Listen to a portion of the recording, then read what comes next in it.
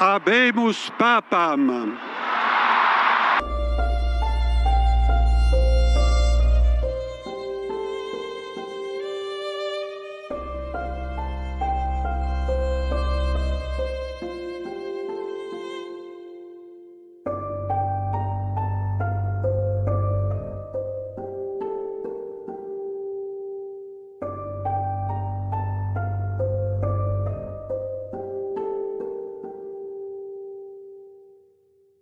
Sahabat, kita berjumpa lagi di channel Musafir yang ditebus.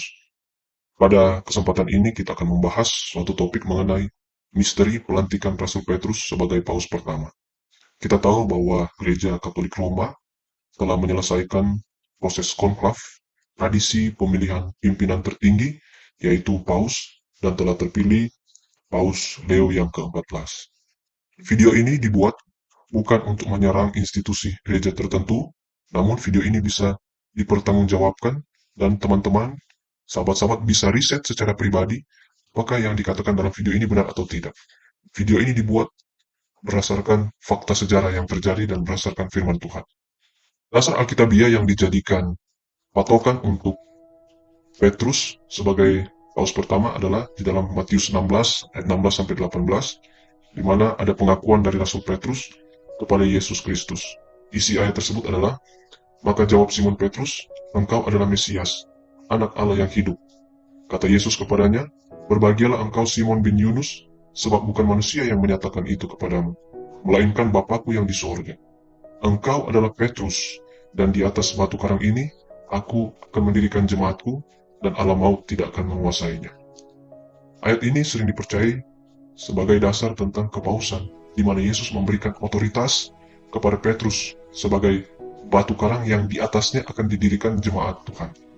Mari kita bahas bersama-sama.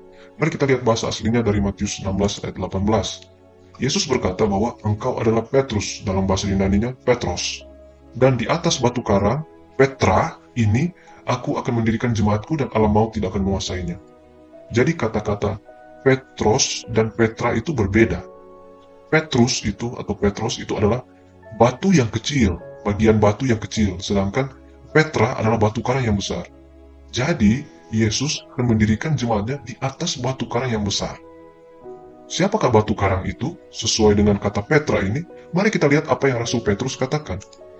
Dalam 1 Petrus 2 ayat 8, dikatakan bahwa, karena itu bagi kamu yang percaya, ia mahal. Tetapi bagi mereka yang tidak percaya, batu yang telah dibuang oleh tukang-tukang bangunan telah menjadi batu penjuru, juga telah menjadi batu sentuhan dan suatu batu atau Petra. Rasul Petrus sementara berbicara tentang siapa? Yaitu tentang Yesus itu sendiri, yaitu Petra, batu yang besar, karena ia telah dibuang atau dianggap remeh, namun dia telah menjadi batu penjuru, dialah Petra itu.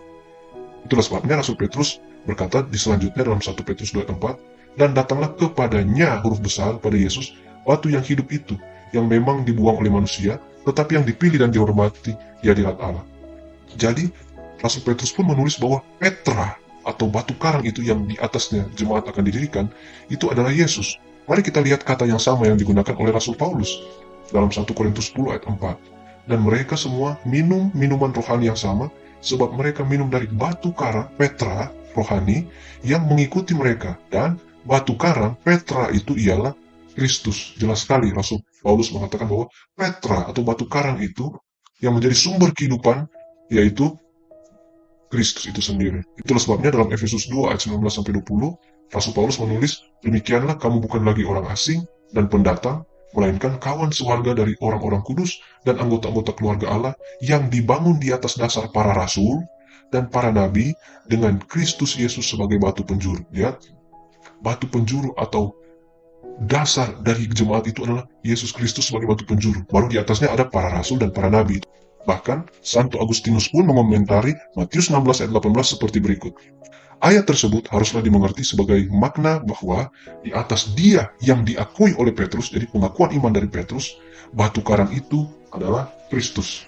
Ya, itu pun yang ditulis oleh Santo Agustinus. Jadi, di dalam buku Matius tersebut tidak mengatakan bahwa Yesus memberikan otoritas tertinggi kepada Petrus, namun merupakan penegasan bahwa di atas pengakuan iman Petrus yang mengakui bahwa Yesus adalah anak Allah, dan Yesus sebagai dasar yang akan dibangun jemaat gereja.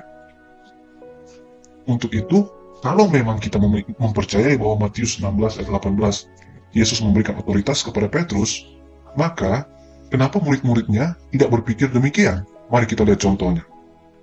Di dalam Matius 20, setelah Matius 16 tadi, justru datanglah Yakobus dan Yohanes bersama ibu mereka. Dan ini yang ibu mereka katakan, berilah perintah kepada kedua anakku, yaitu Yakobus dan Yohanes, untuk boleh duduk kelak di dalam kerajaanmu, yang seorang di sebelah kananmu, dan yang seorang lagi di sebelah kirimu. Lalu apa yang terjadi? Mendengar itu, marahlah ke-10 murid yang lain kepada saudara itu. Kalau memang mereka telah mengetahui bahwa Yesus yang telah memberikan otoritas kepada Petrus, seharusnya mereka sudah tidak lagi marah dan tidak lagi meminta posisi di sebelah kiri dan sebelah kanan, seperti yang diminta oleh ibu dari Yakobus dan Yohanes. Terlihat di sini bahwa mereka justru masih memperebutkan siapa yang terbesar di antara mereka, siapa yang akan memegang otoritas tertinggi dari antara murid-murid tersebut. Bahkan di dalam perjamuan sebelum Yesus mati pada keesokan harinya, apa yang terjadi dalam Lukas 22 ayat 24? Terjadilah juga pertengkaran di antara murid-murid Yesus, siapakah yang dianggap terbesar di antara mereka. Jadi lihat, peristiwa setelah Matius 16 dalam pengakuan Petrus, justru murid-muridnya masih bertengkar siapa yang terbesar di antara mereka. Hal itu memberikan kesimpulan bahwa Tuhan Yesus tidak memberikan otoritas tertinggi kepada Petrus, karena mereka justru masih bertengkar, bahkan masih merebutkan siapa yang paling dekat dan siapa yang tertinggi. Jadi lagi pula, jika Petrus masih hidup hingga saat ini dan dia melihat keadaan bahwa dia diklaim sebagai paus pertama, maka dia akan menemui beberapa keanehan, yaitu paus pada saat ini tidak menikah. Namun, dengan jelas di dalam Alkitab, Petrus menikah, yaitu dalam Matius 8 ayat 14, setibanya di rumah Petrus, Yesus pun melihat ibu mertua Petrus terbaring karena sakit demam. Jadi, Petrus memiliki ibu mertua, yaitu ibu dari istrinya. Kesaksian juga dari Rasul Paulus dalam 1 Korintus 9 ayat 5. Tidakkah kami mempunyai hak untuk membawa seorang istri Kristen dalam perjalanan kami seperti yang dilakukan rasul-rasul lain dan saudara-saudara Tuhan dan Kefas atau Petrus? Jadi Rasul Paulus bilang bahwa rasul-rasul juga mempunyai istri dan dibawa di dalam perjalanan pelayanannya. Selanjutnya, jika Rasul Petrus masih hidup hingga saat ini, ia akan sangat heran dan terkejut melihat suatu institusi yang mengklaim membawa otoritas sejak dari Petrus, yang adalah paus pertama. Namun hingga pada saat ini, mereka mempunyai kekuasaan tertinggi dalam hal keagamaan, bahkan dalam hal politik, dan bisa mendikte raja-raja, penguasa-penguasa yang ada di dunia. Paus-paus ini menerima penghormatan yang luar biasa dari pemimpin-pemimpin dunia, dan bahkan ada yang sampai mencium kaki dari paus tersebut. Lebih sedihnya lagi, mereka harus membuat surat yang palsu, atau Donation of Constantine, yang berisi tentang klaim bahwa mereka mempunyai kekuasaan tertinggi atas raja-raja di Eropa, di mana pihak kepausan membuat surat palsu yang berisi tentang Konstantin ketika ia sakit kusta, ia disembuhkan oleh Paus Sylvester, dan di dalam ungkapan terima kasihnya, ia memberikan otoritas tertinggi kepada Paus Sylvester bukan hanya sebagai pemimpin agama, namun sebagai pemimpin politik di bawah kerajaan Konstantin saat itu, yaitu kerajaan Roma, terutama Roma bagian barat atau yang kita kenal saat ini dengan Eropa. Teman-teman, sahabat-sahabat boleh riset tentang Donation of Constantine, surat palsu yang dibuat oleh kepausan dan telah diakui sendiri oleh gereja Katolik. Mari kita lihat juga klaim dari paus-paus sebelumnya. Di dalam Unam Sanctam dari Paus Boniface, paus sebagai wakil Kristus di bumi memiliki wewenang tertinggi atas semua umat manusia dan semua raja serta kerajaan di dunia. Bayangkan, dia memiliki wewenang tertinggi atas semua umat manusia dan raja serta kerajaan.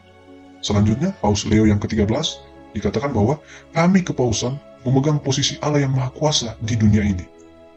Lihat klaim yang dibuat mengenai kepausan tersebut. Power tend to corrupt. Absolute power corrupts absolutely. Di mana kekuasaan itu cenderung untuk korup, dan kekuasaan yang mutlak pasti akan korup secara mutlak.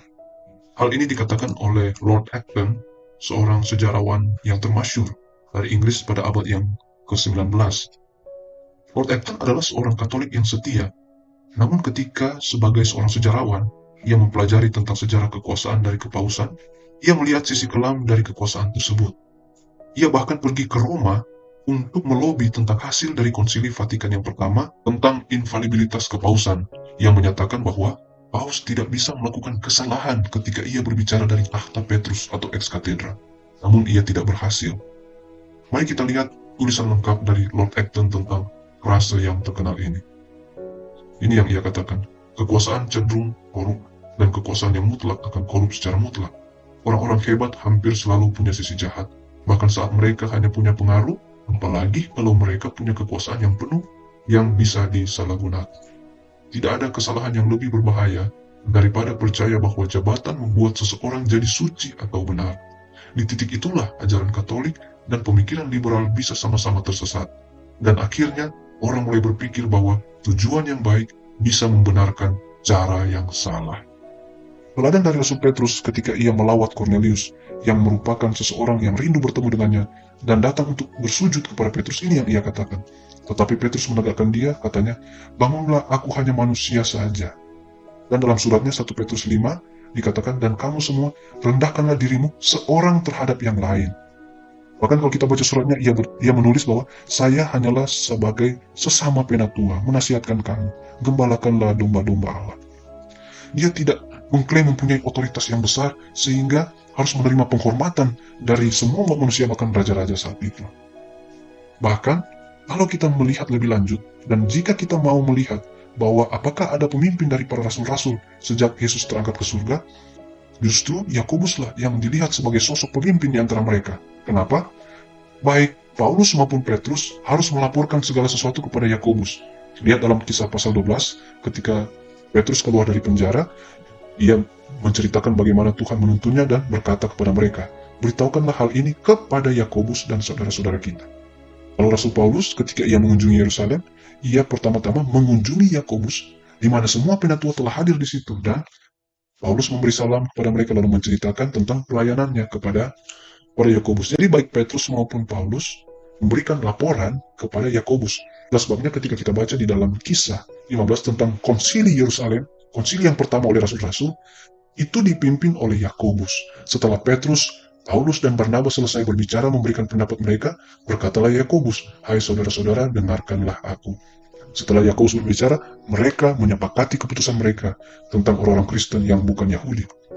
Itulah sebabnya Rasul Paulus memberikan kesaksian dalam Galatia 2 ayat 9 tentang otoritas kerasulannya didapati dari ketika ia bertemu dengan Yakobus, Petrus atau Kefas, dan Yohanes, di mana Yakobus, Petrus, dan Yohanes dipandang sebagai tiang-tiang jemaat atau soko guru jemaat.